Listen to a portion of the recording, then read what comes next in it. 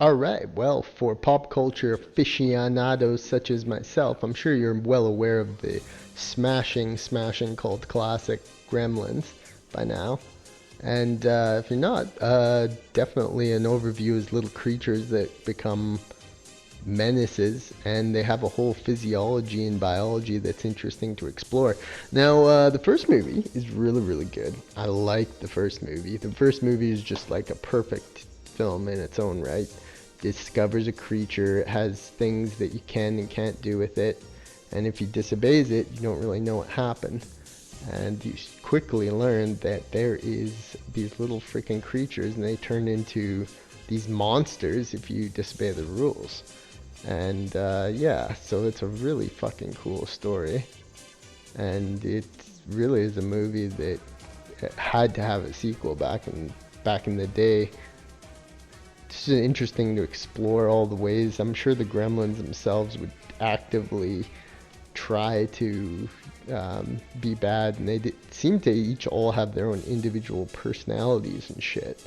And the characters were interesting and likable too. I mean, this is a movie that had really, really good, strong. The mother character was a good, strong character. The main character, he was great, and his girlfriend or whatever, and his little love story. But it all just works really, and it's almost like 100% recommend. I could not recommend this movie more. It's so dope. This is our first introduction to this before we go into the real meat and potatoes of this bastard. Let's take a look at the older ones. So that was the first one. A great movie. Great, great, great movie. After a little bit, it was definite that you would almost have to watch this sequel after watching the first movie, because the sequel is a very, very interesting bastard. It appears a little bit more B flavored, and it's kind of a silly movie, but it just works so well. And the Gremlins are back in full force, and it's a whole new take on the Gremlin formula. It just really kicks off to the second one. The story basically is like in the big city, has like an office job, and of course over time the Gremlins get into this city. Gremlins become like studied in labs and shit. You get to learn a lot more about them, and that they can really mutate and change. And that was exciting because the Gremlins could be intelligent, they could do smart things, they could take on massive amounts of personalities, and the practical effects were even more amazing than the first movie. So Gremlins 2, again, another like a must watch. Now there is a couple movies. There's a fan film on YouTube you can watch. I'll put in the link below. And there was also a little bit of another kind of like humanized version. It's kind of weird. I didn't care for this one as much, but the fan remake, the short 10-minute film, is excellent. Okay, well, now it's time for my idea. Now, there is a sequel planned for coming out in December 25th, 2023, but it's going to be swirling around in so many people's head what this is going to be like till we learn more of it. But this is my basic idea for a Gremlins movie. They're super, super awesome to just catapult them back into that. If that movie's in development hell, well, this would be a good idea to start do this one. Or Gremlins 4. I mean, it might really take off in the main thing. It's a cool idea, and this is how it goes.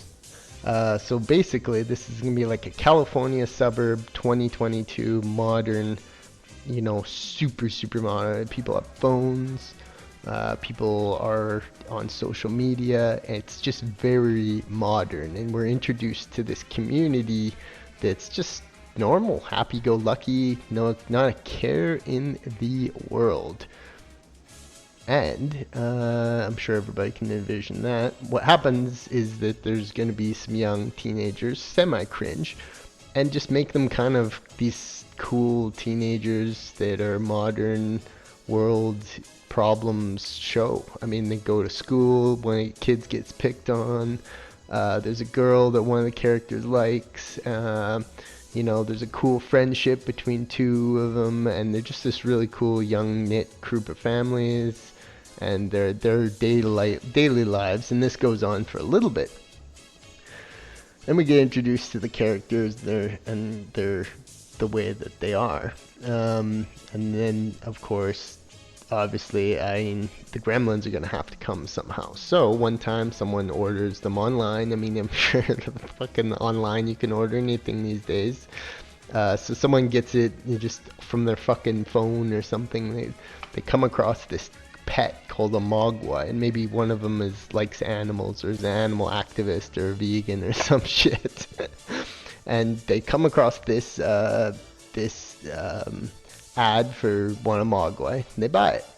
And the characters obviously are, you know, young and kind of just learning about it. They even have the checklist, and it's all very cringe. But the practical effects have to be perfect, and when you first get the little mogwais, maybe they even get a couple of them, they're just very cute, and it's this very cutesy world. They're taking pictures and shit and videos and shit from their phones. They're all laughing at it. Funny cast of just young characters who just got this pet. Then you know what happens. One of them fucks up. One of them does something, you know, accidentally spills water on them. Oh god, there's a whole bunch of them. What do we do with them? They know the rules. They have to know the rules, because otherwise they'll break them on the first night. Maybe two people get them and one of them disobeys the rules and one is really strict with them, and the kids kind of do that. And yeah, before long there's gremlins alive in our modern world, fucking ripping shit apart and throwing shit at people. Now, I'd love to explore more of kind of what the gremlins what we could learn about the gremlins, where they came from, maybe.